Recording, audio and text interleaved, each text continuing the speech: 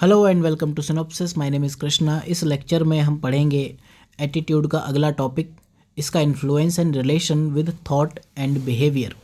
Attitude का influence इस topic से आज तक कोई भी क्वेश्चन यूपीएससी ने डायरेक्ट या इनडायरेक्ट नहीं पूछा है। हालांकि इसका जो यूज़ है अगेन हम अप्लाइड क्वेश्चंस में कर सकते हैं। जैसे कि हमने देखा हर एक टॉपिक में, चाहे इसमें इन सब का यूज़ अल्टीमेटली हमारा social influence, persuasion, attitude change, उन सब चीज़ों में आता है। तो हमें पता होना चाहिए कि इसका रिलेशन क्या है थॉट और बिहेवियर को लेकर। तो आते हैं सीधे अपने लेक्चर पर। सिंपल सी बात पहले समझते हैं। एटीट्यूड की हमने जब मीनिंग पढ़ी, दिस इज़ पर्सपेक्टिव। हम किसी चीज़ के बारे में क्या सोचते हैं, पर्सपेक्टिव, राय रखते हैं, ठीक है, ये बेसिक चीज़ है। पर्सपेक्टिव के बाद आता है थॉट, ठीक है, ये इंटरमीडिएट चीज़ है। थॉट के बाद आता है बिहेवियर। पर्सपेक्टिव मतलब हम उसके बारे में क्या राय रखते हैं, क्या पॉजिटिव नेगेटिव है, उसके बाद अल्टीमेटली हम क्या सोचते हैं, ठीक है। तो ये एटीट्यूड और थॉट के बिहेवियर के बीच की इंटरमीडिएट चीज़ है, that is thought then behaviour. तो इम्पॉर्टेंट चीज़ क्या है, बिहेवियर। बिहेवियर की अगर हम बात करें, इसको आप सिंपलेस्ट वर्ड में अगर डिफाइन करने की कोशिश करो तो व्हाट इज़ बिहेवियर? आप जो एक्ट करते हो, it is the way one acts specially towards others. आप दूसरों के साथ कैसे एक्ट करते हो, चाहे वो आपका ऑब्जेक्ट्स हों, चाहे आपका वो लिविंग एलिमेंट्स हों, ठीक है। तो जो बिहेवियर है, अगर इसको हम थोड़ा सा और इलेबोरेट करें इसकी डेफिनेशन, तो इसमें actions and mannerism by individuals, organisation, system and artificial entities, इनके बिहेवियर्स भी आप इंक्लूड करोगे। बिहेवियर की जब आप स्टडी करोगे तो आपको आर्टिफिशियल एंटिटीज़ का बिहेवियर स्टडी करना बहुत ज़रूरी है, क्योंकि डेवलपमेंट ऑफ रोबोट्स वो कैसे एक्ट करेंगे। जैसे अगर आप देखते हो, जैसे एलेक्सा हुई और सीरी है एप्पल की, गूगल का अपना गूगल हेल्प है, आई थिंक गूगल असिस्ट है। तो इस तरह से ये लोग कैसे लर्न करते हैं, उनका बिहेवियर आप कैसे मोल्ड करते हो, उनको आप जो जो चीज़ें सिखा दोगे, एटीट्यूड, तो वो चीज़ें उनके बिहेवियर में रिफ्लेक्ट होने लगेंगी। जैसे सीरी को कई बार आपने देखा होगा, जो कॉलेज स्टूडेंट्स हैं उसको गालियाँ सिखा देते हैं, तो फिर वो उसी तरह से रिएक्ट करने लगेगी। बिहेवियर में अगर हम बात करें तो एटीट्यूड एक इम्पॉर्टेंट रोल प्ले करता है, ठीक है, क्योंकि एटीट्यूड वो है जो आप उसके बारे में सोचते हो, आप किसी चीज़ के बारे में पर्सपेक्टिव रखते हो। लेकिन ऐसा नहीं है कि आप किसी के बारे में कुछ थॉट प्रोसेस रखते हो, कुछ सोचते हो, वो हमेशा आपके बिहेवियर में कन्वर्ट हो जाए। अगर आपका किसी चीज़ को लेकर पॉजिटिव एटीट्यूड है तो आपका फेवरेबल बिहेवियर आने के बहुत हाई चांसेस हैं, और नेगेटिव एटीट्यूड है तो नॉन फेवरेबल बिहेवियर आएगा। अगर आपको कोई पसंद नहीं है तो आप उससे दूर ही रहोगे ना। तो एक बार नॉर्मल एक डिफरेंस हम ये भाई समझते हैं। एटीट्यूड एक इंटरनल चीज़ है, बिहेवियर एक्सटर्नल चीज़ है। Attitude is about opinion about something. Behaviour का मतलब है आप कैसे रिस्पॉन्ड करते हो। एटीट्यूड की बात करें, इजीली रिफ्लेक्ट नहीं होता है, बिहेवियर इमीडिएटली आपके एक्शंस में रिफ्लेक्ट हो जाता है। Attitude is thought oriented, behaviour is action oriented, आपके एक्शंस में दिखता है। एटीट्यूड का मतलब है व्हाट यू थिंक, बिहेवियर का मतलब what you do. We can not always जज बिहेवियर थ्रू एटीट्यूड। जैसे मैंने बात की, एटीट्यूड हमेशा always doesn't get converts into behaviour, ठीक है, ये पक्की बात है। लेकिन उल्टा ज़रूर हो सकता है। अगर आपका बिहेवियर किसी के लिए ख़राब है तो ऑब्वियसली उसका एटीट्यूड आपके लिए रॉन्ग ज़रूर होगा। तो वी कैन जज एटीट्यूड थ्रू बिहेवियर।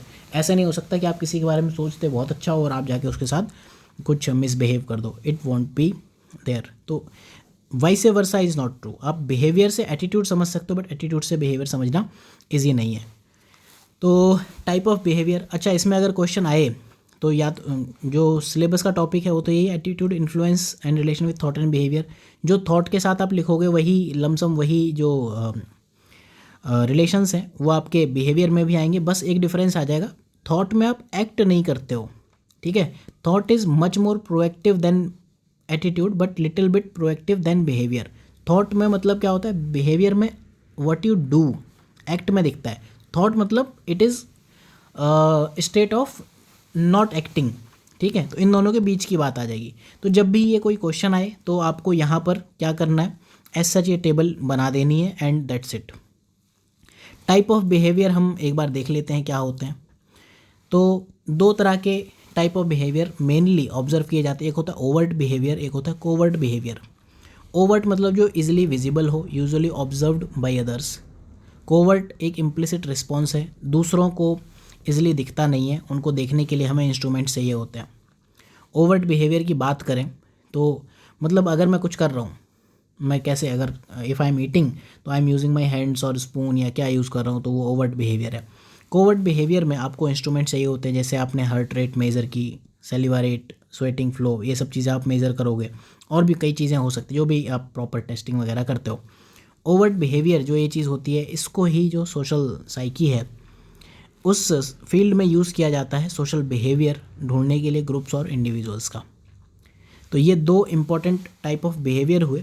इसके अलावा भी कुछ बिहेवियर्स हो सकते हैं, बट ठीक है, किसी भी टाइप का बिहेवियर हो सकता है ना, अच्छा बुरा, anything, rational, irrational, conscious, unconscious, voluntary, involuntary, whatever you want to write, आप राइट कर लिख सकते हो।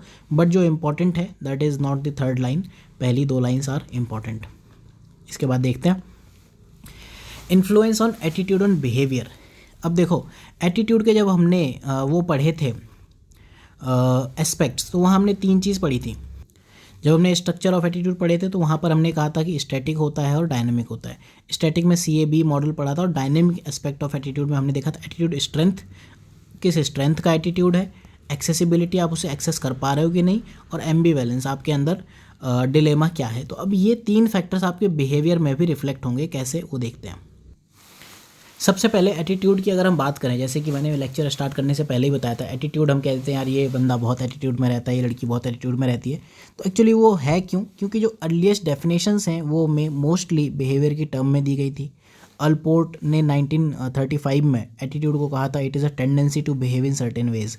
तो जो हमने एटीट्यूड को डिफ़ाइन किया हुआ है वो हम 1935 के थॉट प्रोसेस के अकॉर्डिंग डिफ़ाइन करते हैं। लेटेस्ट जो डेफिनेशन है दैट इज़ पर्सपेक्टिव। तो एटीट्यूड का जो इन्फ्लुएंस है वो वेरी करता है अलग अलग कंडीशंस में।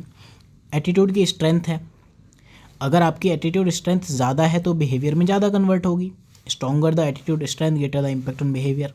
ठीक है, डायरेक्ट एक्सपीरियंस से आपका वो एटीट्यूड फॉर्म हुआ है तो आपका स्ट्रॉन्ग होगा। जैसे कि मैंने बताया था, अगर आप किसी को हेट करते हो तो आप हमेशा उसे स्लैप नहीं कर देते हो, थप्पड़ नहीं मार देते हो, लेकिन अगर आप उसे बहुत ज़्यादा स्लैप हेट करते हो तो हो सकता है आप उसको गोली भी मार दो।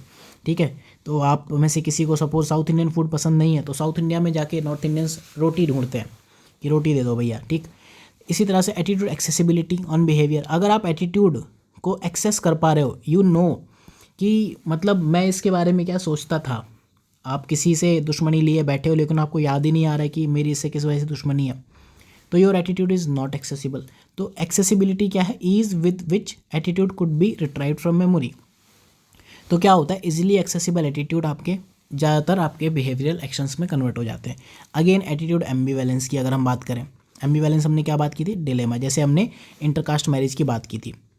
तो एटीट्यूड एम्बिवेलेंस में भी अल्टीमेटली आप किसी एक फैक्टर को, डिलेमा जो resolving ethical dilemma and conflict होता है, उसमें आप देखोगे कि दो वैल्यूज़ हैं, सोशल वैल्यूज़ और चाइल्ड की हैप्पीनेस, ये दोनों अलग अलग वैल्यूज़ हैं। आप ये वैल्यूज़ A और वैल्यूज़ B, जो भी आपकी वैल्यूज़ है, कंपेरेबल वैल्यूज़, उनमें आप कंपैरिजन करोगे। देखो, डिलेमा कब पैदा होता है? जब दो आपके पास ऑप्शंस अवेलेबल हो और दोनों ही इक्वली गुड हो। ठीक है, तो आप उनमें, जब हम ये आगे एक यूनिट पढ़ेंगे ethical dilemma in public administration, वहाँ सीधे टॉपिक है, वहाँ देखेंगे कि इस डिलेमा से निकलते कैसे हैं। आप उसमें प्रायोरिटाइजेशन करते हो। ठीक है, आप नंबर 1 देखोगे कि लॉ के अकॉर्डिंग है कि नहीं, नंबर 2, नंबर 3, नंबर 4, 5, ऐसे 4-5 चीज़ें हैं, तो उसके अकॉर्डिंग आप एक्शन लोगे। तो एटीट्यूड एम्बिवेलेंस, तो इन तीन चीज़ों का आपका उसमें इम्पॉर्टेंट जो भी एस्पेक्ट हैं बिहेवियर पर दिखते हैं। Instantaneous and aggregate factors. Instantaneous का मतलब कोई चीज़ अभी हो रही है, और एग्रीगेट मतलब एक क्यूमुलेटिव फैक्टर है। जैसे मैं आपको बताऊं, इंस्टेंटेनियस का एक एग्जांपल है, सपोज कोई स्टूडेंट है, ठीक है, इसका मतलब ये नहीं कि वो रोज़ स्कूल जाएगा। ठीक, रोज़ स्कूल जाना ना जाना उसके वेदर, मूड, हेल्थ, बहुत सारी चीज़ों पर डिपेंड कर सकता है, लेकिन वो स्टूडेंट जब तक कि पक्का हरामखोर नहीं है कि मुझे एग्ज़ाम छोड़ना ही है, तब तक you can predict quite well कि someone being a student will appear in exam irrespective of बादल, मूड, हेल्थ, कुछ भी हो, आप जाओगे एग्ज़ाम में और पढ़ के जाओगे। अब आप विद टाइम अगर यही कह दो कि नहीं नहीं बस फॉर्म भर दिया था इस बार, तो फिर आप नहीं जाओगे। फिर इसी तरह से फिर और भी टाइप की चीज़ें होती है, ट्रू वर्सेस एक्सप्रेस्ड, या फिर एक्सप्रेस को मेजर भी कहते हैं। ट्रू मतलब ट्रुथ, हमने पहले भी देखा है कि गांधी जी ने कहा है truth is truth even if you are a minority of one. ठीक है, अगर आप सच बोलने वाले हो और सिर्फ एक हो और आपने सच कहा तो सच सच ही है, गलत नहीं हो जाएगा। एक बंदा था जिसने कहा था कि सन बीच में रहता है, अर्थ उसके चारों तरफ घूमती है, तो लोगों ने उसे गालियाँ दी, कुछ भी किया, लेकिन सच वो था, अल्टीमेटली मानना पड़ा। देन एक्सप्रेस्ड बिहेवियर क्या होता है, जो आपके एक्सटर्नल फैक्टर्स पर डिपेंड करता है। आप चीज़ों को लेकर डिप्लोमेटिक हो जाते हो, आप मोल्ड करते हो चीज़ों को, दैट इज़ आपका एक्सप्रेस्ड बिहेवियर। तो यहाँ भी एटीट्यूड दिखेगा जब आपको दिखेगा कि यहाँ पर आपकी वैल्यूज़ काम करती हैं, ठीक है, यहाँ आपका हो सकता है यूटिलिटेरियन फैक्टर काम करने लगे, इस तरह से चीज़ें देखी जाती हैं। फिर जो सिलेबस का टॉपिक है relation between attitude and behaviour, वो रिलेशन क्या है, उसके लिए मेनली 2 थ्योरीज दी गई हैं। आइजन ने थ्योरी दी थी, एक थ्योरी थी थ्योरी ऑफ रीजन्ड एक्शन, दूसरी थी थ्योरी ऑफ प्लान्ड बिहेवियर। तो ये 2 थ्योरीज़ हैं जो डिटरमाइन करती हैं। तो ये हम बात कर ही चुके हैं कि एटीट्यूड पॉजिटिवली या नेगेटिवली अफेक्ट कर सकता है किसी इंसान के बिहेवियर को, irrespective of that individual is aware of effect और नॉट। आप काम तो करोगे ही, आपका जो एटीट्यूड है अगर नेगेटिव है, बहुत ज़्यादा नेगेटिव है, आप किसी को हो सकता है गोली से उड़ा दो, तो ऐसा भी हो सकता है कि आपको उसके इम्पैक्ट पता ना हो, लेकिन फिर भी आप वो चीज़ करोगे। तो ये 2 थ्योरीज़ हैं। तो ये TRA बेसिक थ्योरी है और TPA उसका इम्प्रूवमेंट है, थ्योरेटिकल डिसेंडेंट है, ठीक है। ये TRA की प्रोडिक्टिव पावर को बढ़ाती है। तो ये सब चीज़ें रटने की इतनी नीड नहीं है, हम TRA और TPA का जो प्रैक्टिकल डिफरेंस है वो समझने की कोशिश करते हैं, बस वो है, ठीक। थ्योरी ऑफ रीजन्ड एक्शन, नाम समझ में ना, रीजन्ड एक्शन, ऐसा एक्शन जो रीजनिंग से लेकर किया जा सके।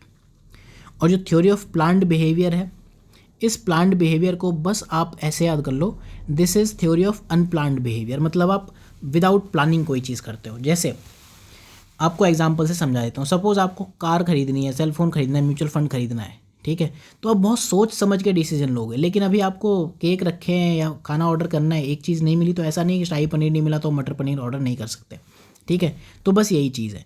रीजन्ड एक्शन में आप क्या करते हो, यू आर बिहेविंग रैशनली, आपकी रीजनिंग कैपेबिलिटीज़, अपने एप्टीट्यूड, इन सब चीज़ों का यूज़ करते हो, ठीक है। इस थ्योरी से ये पता ये चलता है कि इंडिविजुअल हमेशा जो बिहेव करेगा प्री एग्जिस्टिंग एटीट्यूड्स के बेस पर बिहेव करेगा। जब हमने CAB मॉडल पढ़ा था, वहाँ पर हमने पढ़ा था C का मतलब होता है कॉग्निटिव, कॉग्निटिव मतलब नॉलेज, COGNITIVE, ठीक है। आप पहले नॉलेज गेन करोगे, उस नॉलेज से आप अफेक्ट होगे, अफेक्टिव, देन वो चीज़ आपके बिहेवियर में कन्वर्ट होगी, ठीक है। जो इसके CAB मॉडल है, CAB, cognitive, affective, behavioural. Cognitive मतलब माइंड, अफेक्टिव मतलब दिल, इन दोनों से मिलकर आपका बिहेवियर बनता है। तो आपका प्री एग्जिस्टिंग बिहेवियर, जो आपने चीज़ों के बारे में कॉग्निटिव नॉलेज डेवलप की है, उसके अकॉर्डिंग आपका बिहेवियर होगा। The decision is taken with a lot of deliberations and after evaluating pros and cons. जब हमें कोई फ़ोन लेना होता है तो हम अमेज़ॉन या फ्लिपकार्ट पर जाकर घंटों रिसर्च करते हैं, देखते हैं, कूपन सर्च करते हैं कि यहाँ सस्ता मिल रहा है कि नहीं, ये 6 GB रैम मेरे लिए काफ़ी है कि नहीं, कि 1 GB 2 GB में काम चल जाएगा, लाइक दैट।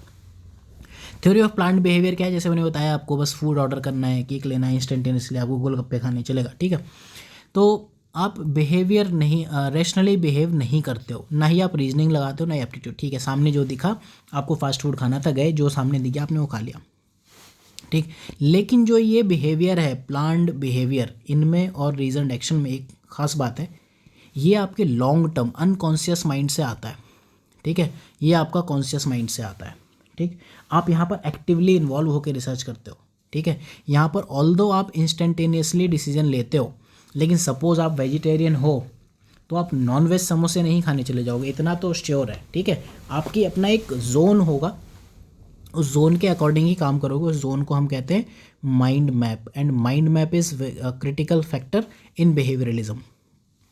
बिहेवियरलिज्म ये कहता है कि ह्यूमन बिहेव्स रैशनली, जितने भी लोग हैं वो हमेशा बिहेवियर तो रैशनल ही रखते हैं, ठीक है, within the constraints to which he और शी इज़ डेवलप्ड, ठीक है। तो कभी हम कहते हैं इंसान बुरा है, अच्छा है, ऐसा कभी नहीं होता। इंसान मोस्टली जब तक कि उसने ठान ना लियो कि मुझे अब सुसाइड ही कर लेना है, तब तक वो रैशनली बिहेव करता है, ठीक है, लेकिन विद इन द कॉन्स्टेंट्स, ठीक। तो ये चीज़ होती है, उन कॉन्स्टेंट के अंदर फिर बंदा इरेशनल हो सकता है कि उसे पता है कि हाँ ये मेरी लिमिटेशंस हैं, इन लिमिटेशंस के दायरे में if I am working then it is fine. तो ये आपके खुद के बिलीफ और बिहेवियर को लिंक करता है, ठीक है।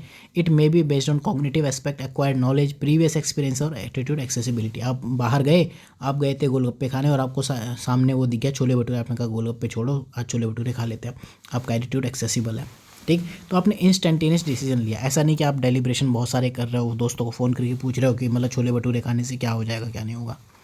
तो जो ये इंस्टेंटेनियस डिसीजन है, मोस्टली ये आपका एडवर्टीज़मेंट कैंपेन, हेल्थ केयर, इस टाइप की चीज़ों में यूज़ किया जाता है। लॉन्ग टर्म आपको ये चीज़ लोगों को सिखानी पड़ेगी बहुत लंबे टाइम तक, तब जाके उनको समझ आएगा कि अच्छा वो तब टूथपेस्ट को जैसे आप देखते होगे कोलगेट कहने लगते हैं लोग, ठीक है। जो कीबोर्ड होता है, इसे आप नॉर्मली पियानो कहते हो, उसे लोग कैशियो बोलने लगते हैं। तो इस तरह की चीज़ें लोगों के माइंड में बैठ जाती है। जैसे कोई पहले के टाइम में आप देखते होगे रेडियो को लोग फ़िलिप्स कह देते कि हमारे यहाँ तो फ़िलिप्स है, ठीक है।